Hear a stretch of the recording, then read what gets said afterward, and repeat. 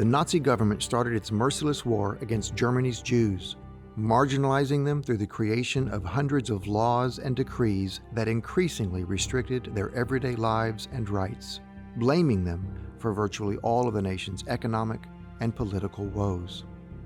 German Jews lost their rights and freedoms as citizens. They lost their jobs. They lost their homes. With the start of World War II, the Nazis needed to cleanse Jews not only from Germany, but also from the lands they conquered in Eastern Europe. They established ghettos to segregate, isolate, and quarantine the Jews. In the ghettos, Jews were forced to endure harsh living conditions, including hard labor, overcrowded quarters, horrendous sanitation, and a shortage of food and clean water, resulting in rampant illness, starvation, and death. From the ghettos, Jews were deported to the 6 death camps in occupied Poland. Death was everywhere. Some were able to survive. Others were not. Thousands of amateur and professional Jewish musicians were unprepared for what they were about to face in the Holocaust, but they were also uniquely equipped to supply the much-needed hope and strength for themselves and for their fellow prisoners.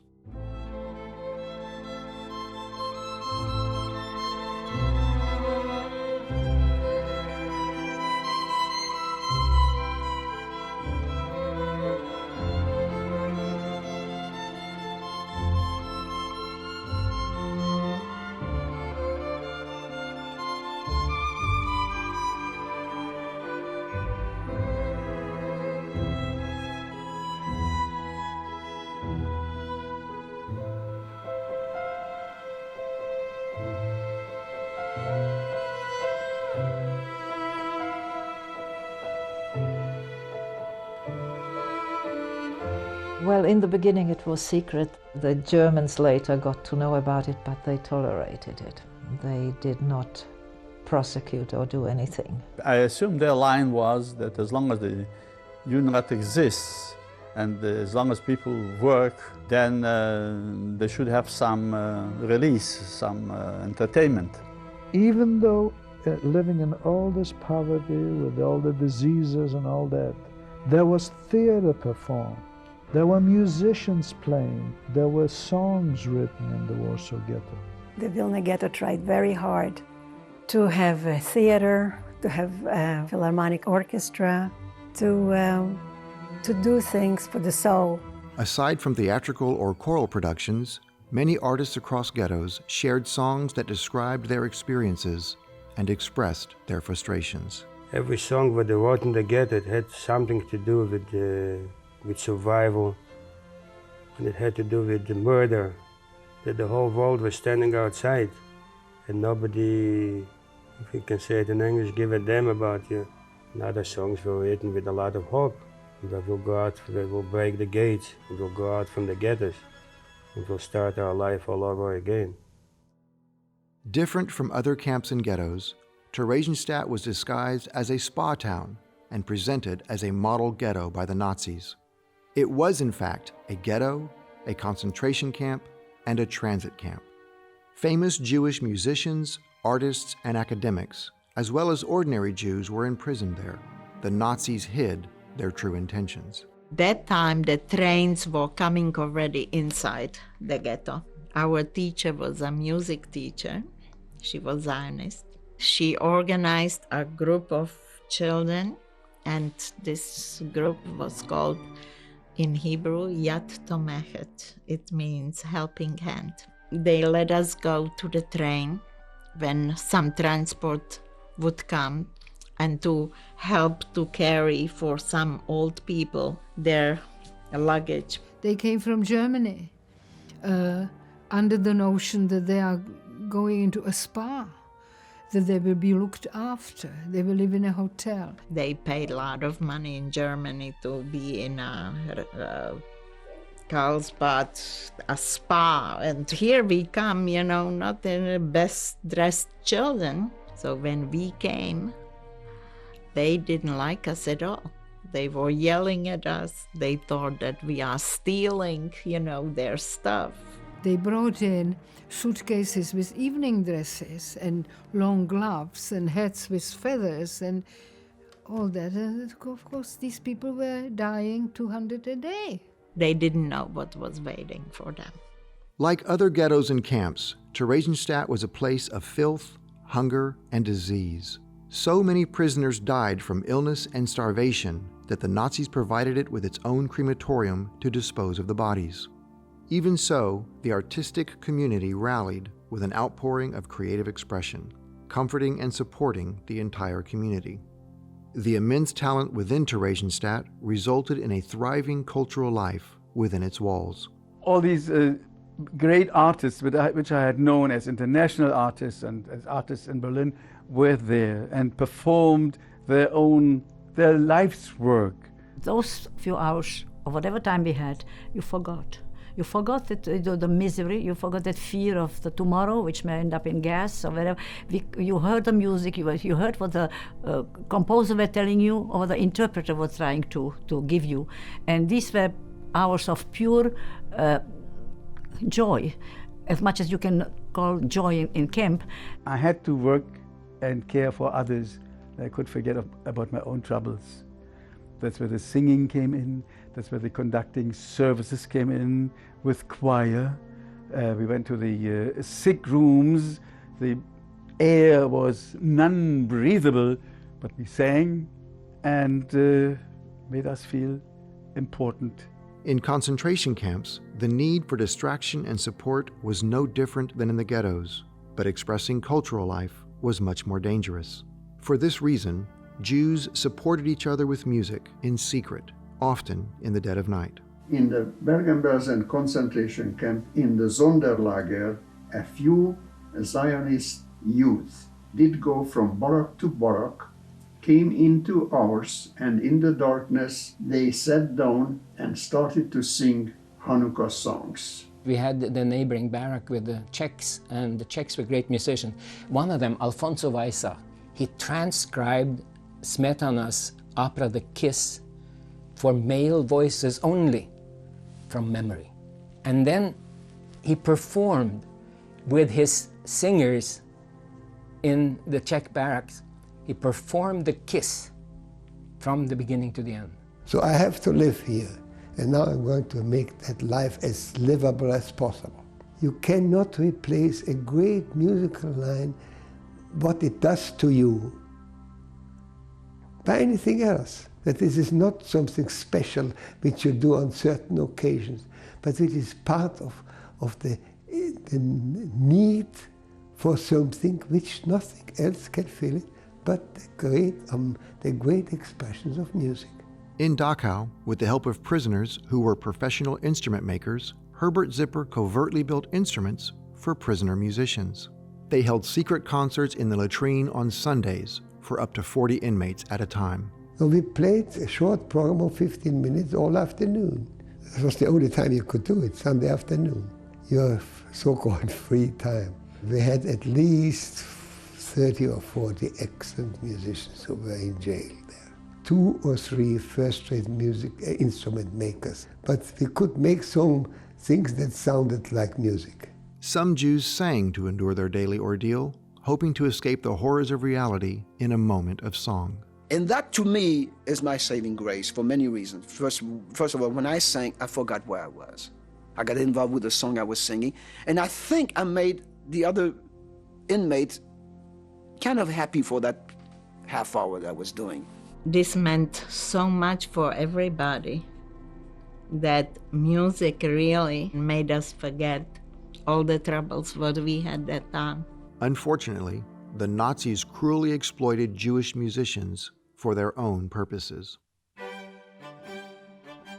I thought I'm hallucinating because I heard, as if I heard eine kleine Nachtmusik from Mozart being played.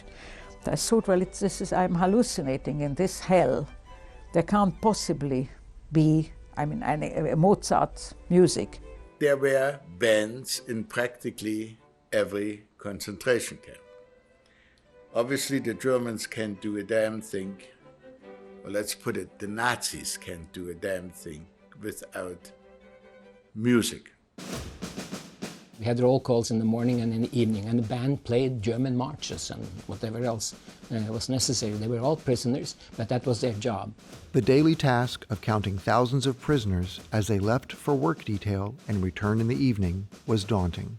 The Nazis decided that having prisoners march out of camp in rows of 5 deep would simplify the process, but a suitable pace was not always easy for prisoners to maintain. Camp orchestras performed German march music to facilitate the proper tempo. We went to work by orchestra, we came home by orchestra, people were tortured by orchestra, everything by the best musicians. Somehow, when I got into the camp, I must have mentioned that I am a musician.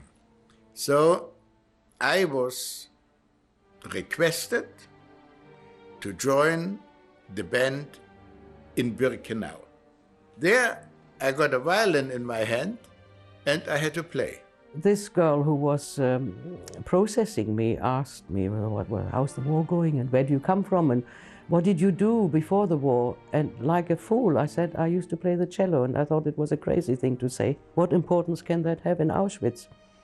And then the extraordinary thing happened. She said, oh, that's fantastic. We need a cello because we have an orchestra here and we haven't got any bass instruments. I got dressed a little bit better. It was one of the privileges. And we had to play in the morning for the commandos, which are the working teams, leaving the camp, and in the evening when they came back.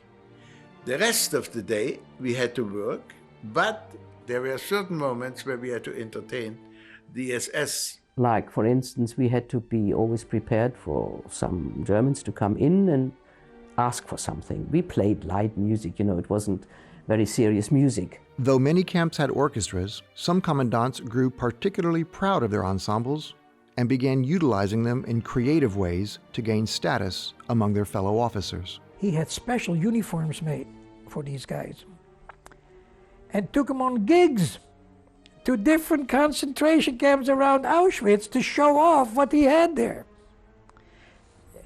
It is absolutely inane when you talk about this, but this actually took place. One commandant was a village musician, so he wanted music. So he said, are there musicians here? Hey, musicians. We had the top members of the Berlin Philharmonic in our group. He built a platform in the camp, and on a Sunday, every second Sunday we had off, there he was running around, excited, like it was his event, you know.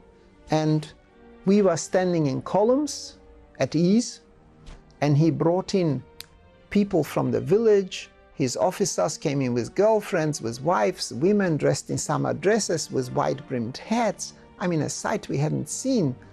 And then he gave a signal to the orchestra, play Kol Nidre.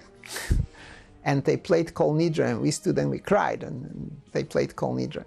So popular was the idea of having a camp orchestra among the commandants that the women's camp in Auschwitz-Birkenau put together its own collection of musicians. You mustn't think in terms of proper orchestra. I mean, there were people, mandolins and guitars and a few violins and a couple of accordions, that sort of thing. Meanwhile, the Nazis had imprisoned Alma Rosé, the niece of Gustav Mahler and a professional violinist in her own right. While in the Auschwitz hospital, she demanded to play the violin as a last request. Stunned at her performance, the commandant immediately put Rosé in charge of the women's orchestra. While we were rehearsing one day, we were ready to rehearse, and suddenly a Nazi comes in, one of the big ones, the names you know there, and brings this lady. That Nazi told her, play something for us, and she stood up and she played. We were all with the mouth open, she knew it by heart, and she played so well, they made her the conductor. When you have a good conductor, you play well. They used to call us die Damen vom Orchester. You know, we were the ladies. We were better dressed. You know, we were the showpiece. A bit like Theresienstadt, not quite as pronounced, but you know, when people came to the camp to have a look, what is it like in Auschwitz, they would come to us. Aside from playing the morning marches and for individual SS officers, orchestras had to perform in appalling and dehumanizing conditions as well. They had such nerve. Oh boy, did they know how to do it. We were greeted by a band We were greeted by a band. We did not shed a tear before them. We were numb. And suddenly, as if a conductor stood up there and said, "Cry." We passed an orchestra with the conductor in an impeccable uniform, with white gloves, conducting Beethoven. I think it was Beethoven. And these people with shaven heads and in striped uniforms playing music. And then on the other side, we saw 3 chimneys as black smoke.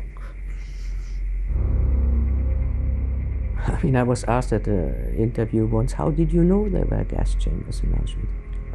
I mean, it was there. You could see it. You could see it. You could see the smoke. You could hear it. You could see the people walking past. And it was a matter of time when we are going to go in there. I mean, that was the thing. Are we still alive today? Well, tomorrow we may be smoking, and smoke. The barbarism. Can you imagine killing people and music playing? We were invited to play the crematories. We played in the facilities where other people were gassed, and it was told to us, well, aren't you a bit afraid in there? And the only thing which kept us not being too afraid to play was that they were with us in there, the SS guys. If we would have been alone, I don't know what we would have done. That's a contrast. You entertain, but you're gonna starve and you're gonna die. We can kill you any second. But then there was one period in Theresienstadt, which was 1943. Perhaps the pinnacle of Nazi exploitation was the staging of the Theresienstadt ghetto for a visit by the International Red Cross, and the subsequent production of a propaganda film to show the world how well they were treating the Jews. They began to realize that this might be an asset in their policy of proclaiming the Theresienstadt ghetto as a model. And that's when the whole ghetto was in an uproar for about 4 to 6 weeks. They had to make everything nice and make a Potemkin village. In preparation for the visit, the Nazis had to deal with the severe overcrowding of the ghetto. In the span of 3 days, just over a month before the visit, more than 7,500 Jews were deported to Auschwitz. We had to clean the ghetto, and it was and we had to play. And the German wanted to show to the world how human they are with Jews. We were hoping that the Red Cross will see that something is wrong, that this is not a group of people entertaining or what, but I think our feeling was that they didn't get it. They saw what the Nazis wanted them to see. They did the children's opera, Brundibar, which was one of the most famous ghetto operas. They moved us to a big theater place, and everybody was busy. They brought instruments to have orchestras, and they made a beautiful, lighting what we never had.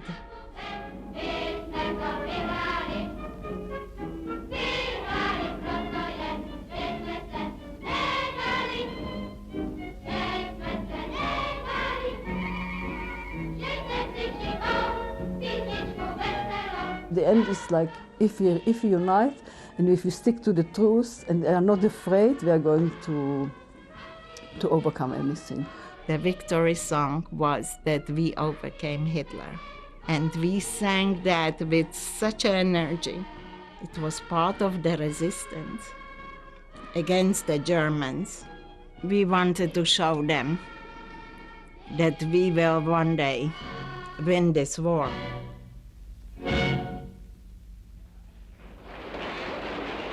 After the Red Cross visit, and with the filming complete, the Nazis deported many of the Jews who had participated in the 2 projects to Auschwitz. This included nearly all of the children. And I realized something very important, that Everybody's human, but not everybody's humane.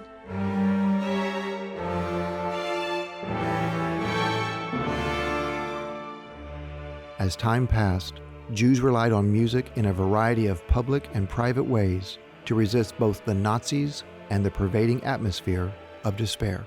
We had to perform, and I arranged for my brother and myself a medley of German songs, which we performed in front of those Nazis sitting right in front of us and the dogs staring at us. I failed not to include a song, a German song, which in effect said, "My thoughts are free, they are my own. You can't shoot me, you can't shoot my spirit." And this I sang straight into their faces. Now, in the last camp in Blechhammer, we put a show on. And the SS will be there, the first 4 row, they will there, we'll do things for them. And I sang a song, I remember in Yiddish, which means, "I'm going home. I don't want to be here. I want to be with my Jewish people." That's what I was singing in Yiddish. And Yiddish is very close to German. I'm sure they understood what I was singing.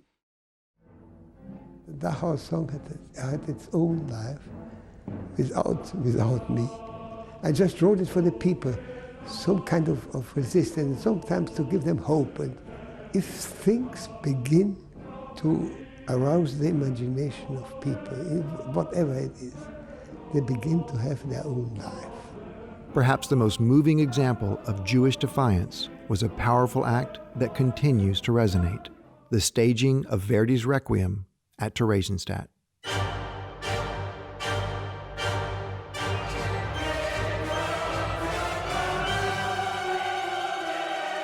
Renowned Czech composer and conductor Raphael Schachter understood his fellow prisoners' need for emotional, psychological, and spiritual perseverance. Schachter used his talents to conduct Verdi's Requiem, a choral performance to lament the dead and to warn of impending judgment for the wicked. In his mind, he transformed it from the Mass for the Dead into Mass for the Dead Nazis. And he couldn't tell them in German, so he thought if he can sing it in Latin, he may get away with it. The performance was transformational, filling all who watched it with hope. Yet the day following their initial performance, most of Schachter's choir was deported to Auschwitz. Some suggested moving on from the Requiem, but Schachter was defiant. He rebuilt the choir and continued to conduct. This room became the shell or the protective walls of something good, something meaningful, something healing, and something helping, and something that showed everyone who was really listening that Rafi had put all of us, the singers and the audience, into another world. This was not the world with the Nazis. This was our world. The choir was equally inspired and determined, fully embracing the message of the opera and Schachter's intent of leading this uprising through the power of music. It is the reason why we are calling the culture in Terezin as culture resistance. It has given us a resistance against our fate. Ultimately, with a diminished choir of only 60, Schachter led a performance for the visit of the International Red Cross. This was to be their last performance, as a few months later, Schachter himself was deported to Auschwitz. Without Rafi, it wouldn't have happened. We proved beyond the shadow of any doubt that yes, they have our bodies. Yes, we have no more names, we have numbers, but they don't have our soul, our mind, our being, our what we are cannot be taken away. Also, it won't be taken away at the moment we are shot.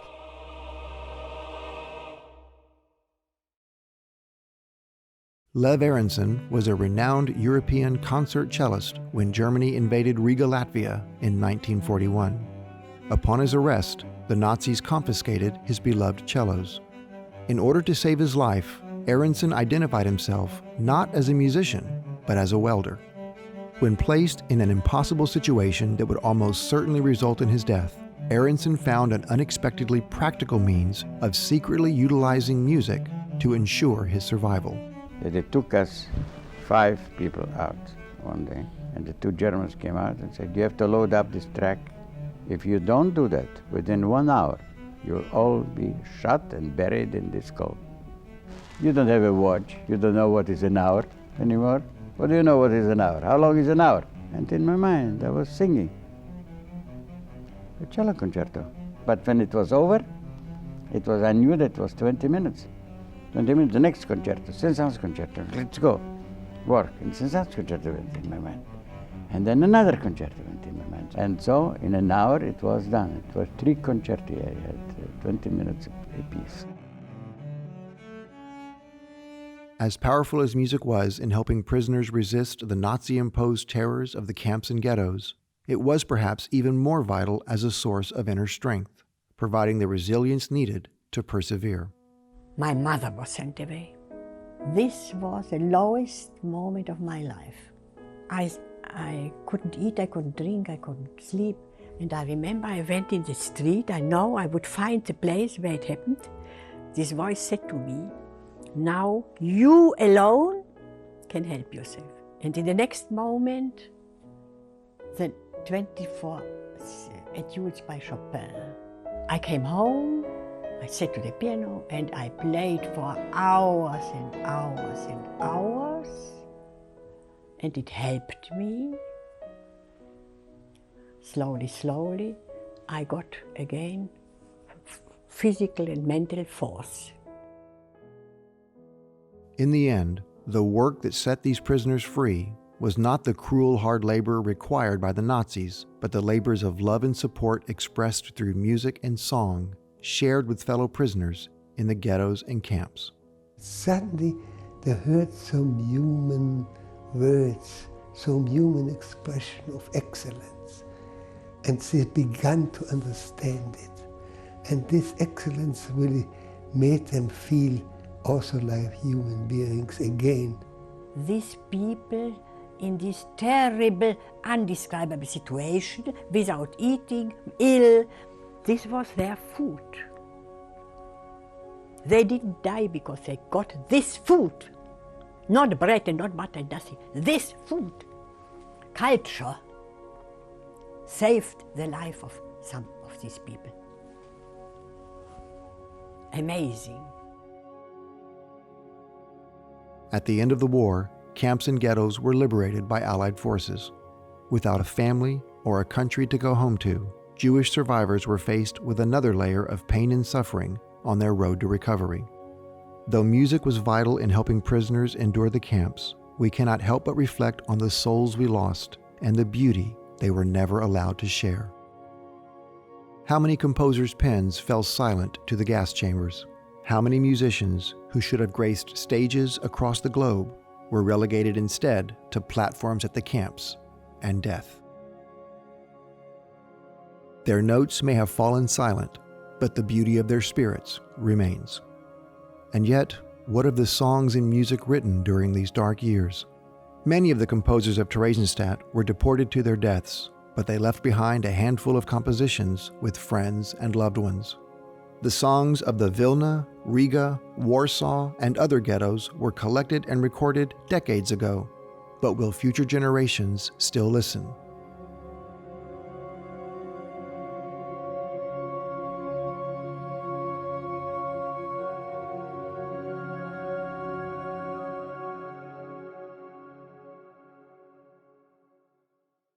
But this is a thing of the past, even with all those songs, you know. Nobody will remember him anymore, because nobody will buy him anymore, too. There's still a few survivors left, but with times passing by another 20 years, 15 years, nobody will be left to sing the songs. I'd like to actually just sing it quietly, so we have it on record. Dort nicht weit, dort wie der Umschlagplatz dort steigt, dort wie man stippt sich in der Brei, in die Waggonen. Wir seien Jiden bei dem Drott, dem stecheldicken Drott. Ich will heim, und kann nicht gehen, weil verblockt seien mir von die Räuber. Die Gedanken sind frei, wer kann sie erraten? Sie fliegen vorbei wie nächtliche Schatten. Kein Mensch kann sie wissen, kein Jäger erschießen, es bleibet dabei. Die Gedanken sind frei. 2 Jahre sind schon vergangen, in Ghetto schrecklicher Klagen. Es ist noch weit, die gute Zeit, und aus mir wollen sein befreit, weil nur ein S von Himmel kann helfen uns erziehen. Aber, sorry.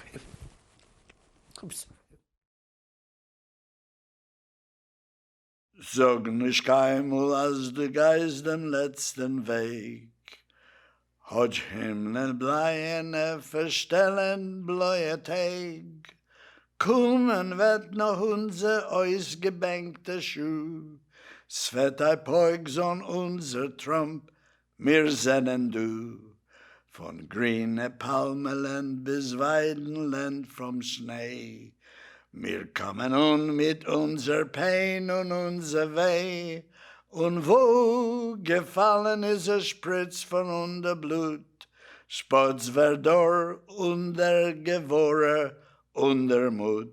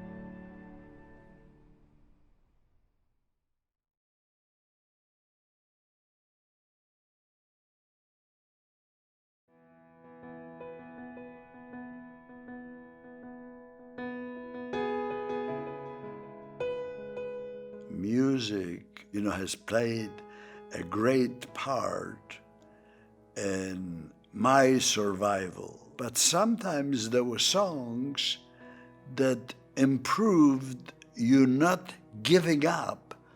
We have pain and other things, but there's always hope, and we still are here.